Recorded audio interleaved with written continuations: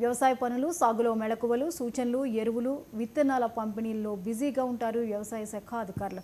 ఆదివారం సెలవు వస్తే కాస్త రిలాక్స్ అవుదామని అనుకుంటారు. కానీ ఈ అగ్రికల్చర్ ఏఈఓ మాత్రం సండే కూడా సాగుబాటు పట్టారు. కొమరం భీం జిల్లాలోని జంబుగా క్లస్టర్లో పనిచేసే ఏఈఓ స్వయంగా ట్రాక్టర్తో దుక్కి దున్నారు. వరిని నాట్లు వేసి యూరియా చల్లి రైతులకు పలు సూచనలు, సలహాలు ఇచ్చారు. ఏఈఓకు సాగుపై ఉన్న మక్కువ చూసి రైతన్నలు ఆశ్చర్యపోయారు.